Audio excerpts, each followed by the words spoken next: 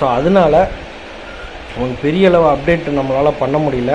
So இதுவே கொஞ்சம் கம்மி தான்.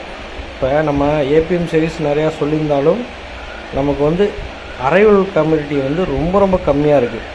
அதனால தான் நம்ம வந்து இன்றைக்கி ஆனியன் வந்து நம்ம போட்டிருக்கோம்.